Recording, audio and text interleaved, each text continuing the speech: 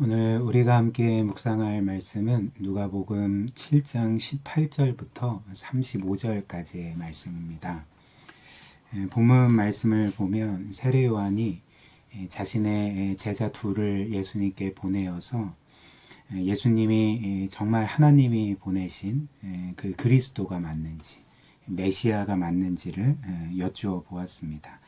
19절과 20절인데요.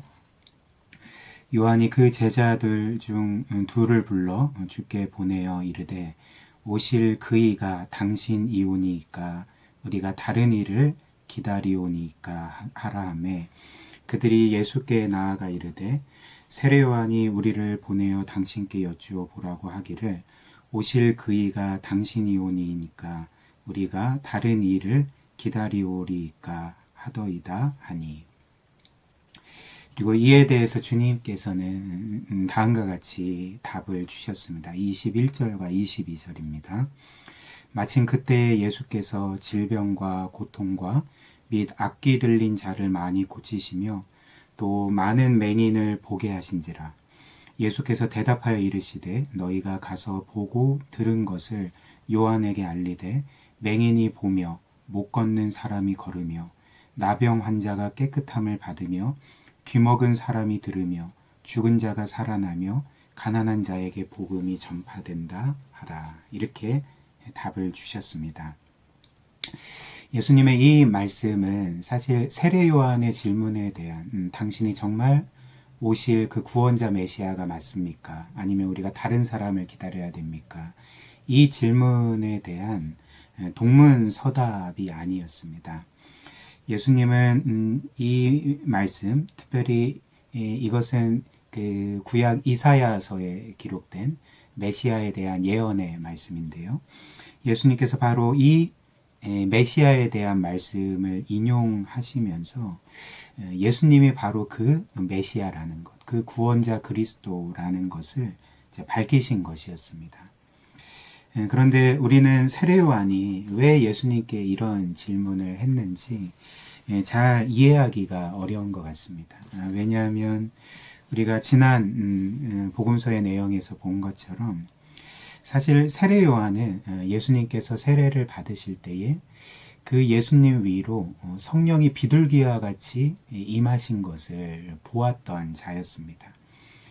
그리고 예수님을 향해 또 이런 고백을 했죠. 저는 주님의 신발끈을 풀기에도 합당치 못한 자입니다. 그리고 또 그분을 향해서 나는 물로 세례 줄 뿐이지만 주님께서는 바로 불과 성령으로 너희를 세례 주실 분이다. 이렇게 말하면서 이 예수께서 바로 메시아이심을, 그리스도이심을 분명히 선언했던 것입니다. 그리고 그분을 향해서 보라 세상 죄를 지고 가는 어린 양이로다라고도 말하면서 예수님이 그 이사야서의 구약 전체에 기록된 구속주이심을 사람들에게 알렸던 것이죠. 즉 세례 요한은 예수님께서 하나님이 보내신 바로 그분, 그 메시아, 구원자 그리스도이심을 알았던 것입니다. 그런데 지금 세례 요한은 이상하게도 이런 질문을 하고 있는 것이죠. 당신이 정말 그분이십니까? 당신께서 하나님이 보내신 그 구원자 메시아가 맞습니까? 아니면 우리가 다른 분을 기다려야 합니까? 이런 질문을 하고 있었던 것입니다. 이는 무엇을 보여줍니까? 우리가 이 세례 요한의 모습을 보면서 한 가지 깨닫게 되는 바는 인생이 얼마나 연약한 존재인지를 보고 깨닫게 되는 것이죠. 위대한 인물이었던 세례 요한조차도 늘 그의 믿음이 완전한 것은 아니었습니다. 그에게도 이런 신앙의 굴곡이 있었고 또 지금과 같은 의심이 있었고 침체가 있었던 것이죠. 그리고 주님께서는 24절에서 이 세례 요한에 대해서 이렇게 말씀하셨는데요. 너희가 무엇을 보려고 광야에 나갔느냐. 즉 세례 요한이 늘 있던 광야, 거기에 무엇을 보려고 갔느냐. 바람에 흔들리는 갈대냐 이런 말씀을 하셨습니다. 지금 예수님께서 보시기에 지금 이 세례 요한의 믿음이 바람에 흔들리는 갈대와 같았다는 것입니다. 그의 믿음도 이처럼 갈대처럼 흔들릴 때가 있었다는 것이죠. 이렇게 세례 요한도 불완전하면 그것을 생각할 때 사실 우리는 어떠하겠습니까? 누구도 자신의 믿음을 확신할 수가 없고 또 자랑할 수가 없는 것이죠. 우리 모두는 모든 면에서 연약하고 불완전한 존재일 뿐인 것입니다. 그러나 본문 말씀을 통해서 동시에 우리는 이 세례 요한을 향한 주님의 그 변함없는 은혜의 마음을 보게 됩니다. 즉 주님은 갈대처럼 흔들리는 이 세례 요한을 보시면서 그의 연약함을 책망하시지 않는 것이죠. 우리는 보통 사람들의 이런 모습을 볼 때 이런 반응을 하기가 쉽진 않지 않겠습니까? 아, 저것 봐. 저렇게 위대한 인물인 세례 요한도 별 수 없군 이라고 말하기가 쉽지 않겠습니까? 그러나 주님께서는 여전히 이런 갈대와 같이 흔들리는 세례 요한을 높여주시는 것이죠. 그래서 26절부터 28절 상반절까지 주님께서 세례 요한에 대해서 이렇게 말씀하십니다.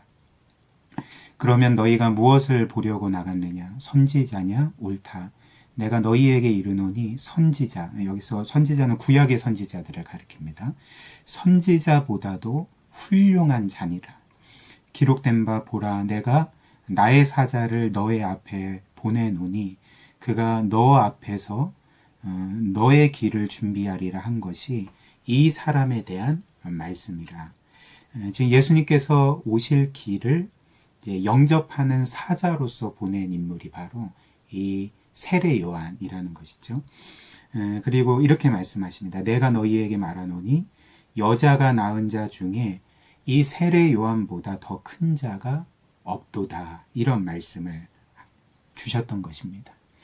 그렇게 갈대와 같이 믿음이 흔들리던 예수님에 대해서 의심하고 예수님께서 정말 그분 메시아이신지를 물었던 이 세례 요한을 향해 주님께서는 여전히 은혜의 마음을 보이시면서 바로 이 세례 요한이 그 메시아 그리스도 구원자가 오실 길을 예비하도록 하나님께서 보내신 선지자일 뿐만 아니라 구약 성경 전체의 선지자보다도 큰 선지자라 이렇게 말씀을 해주셨다는 것입니다.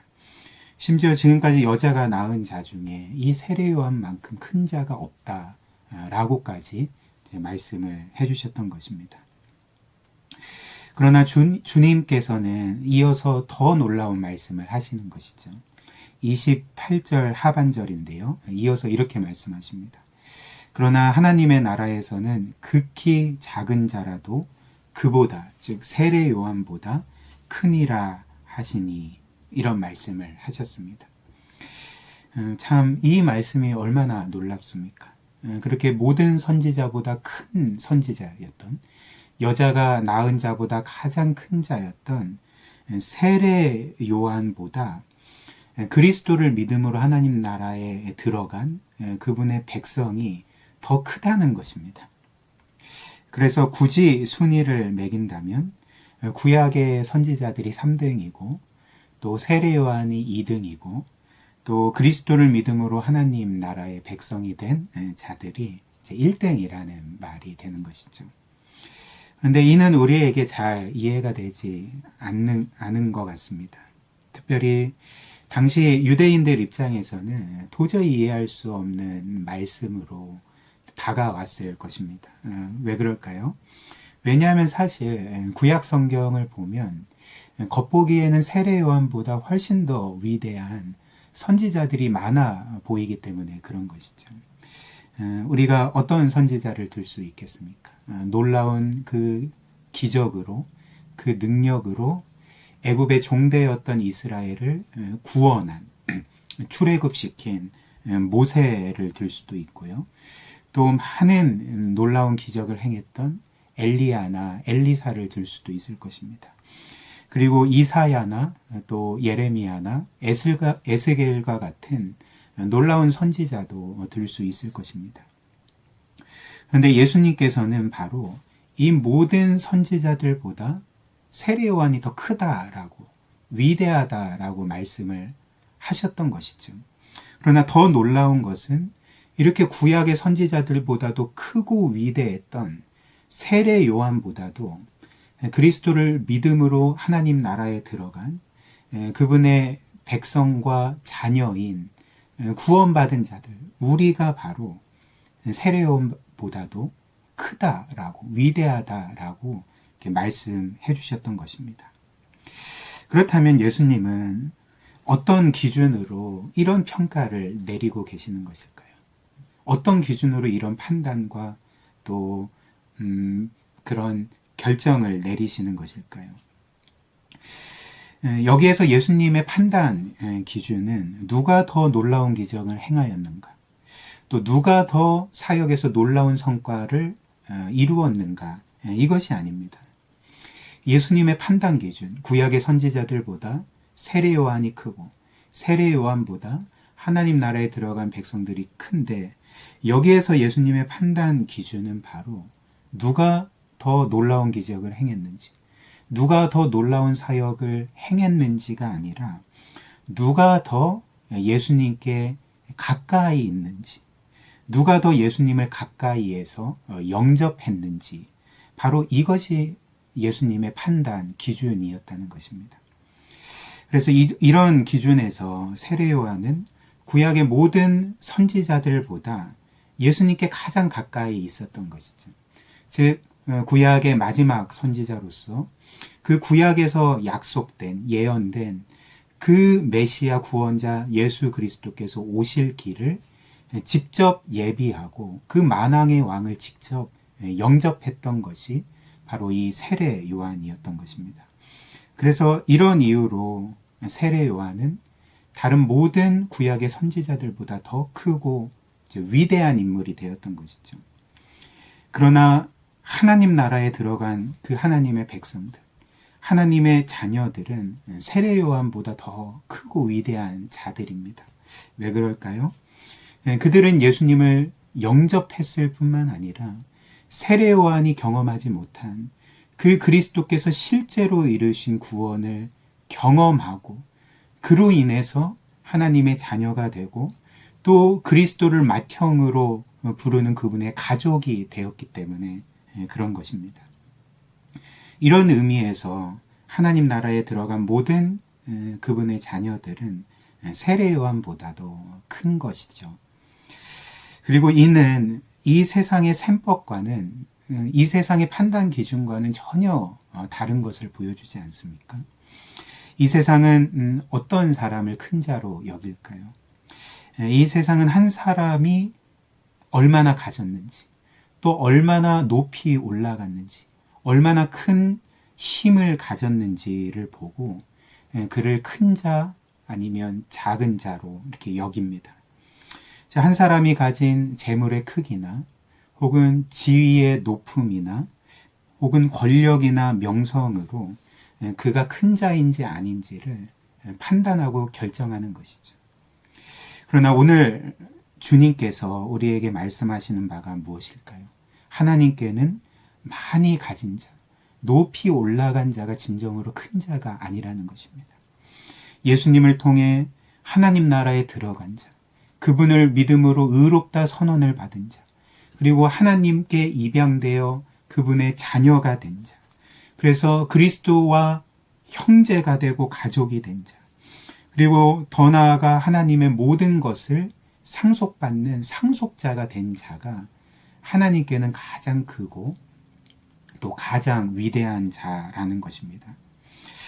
그리고 하나님은 이런 영광스러운 지위를 바로 그리스도를 통해서 우리에게 값없이 주셨던 것이죠. 오늘 이 말씀을 통해 정말 하나님께서 그리스도를 통해 우리에게 얼마나 영광스러운 정체성을 허락해 주셨는지, 얼마나 영광스러운 지위를 우리에게 베풀어 주셨는지를 기억했으면 좋겠습니다. 그래서 이 세상의 기준에 따라서 우리 자신을 판단하는 것이 아니라 정말 하나님이 이미 우리에게 베풀어 주신 사랑과 은혜와 그 영광스러운 하나님의 자녀라는 지위를 늘 생각하면서 정말 하나님의 자녀로서 기뻐하고 감사하는 그런 삶을 살았으면 좋겠습니다. 오늘도 이 말씀을 통해 하나님이 이런 은혜, 또 이런 기쁨을, 또 이런 확신을 허락해 주시기를 주님의 이름으로 축복합니다.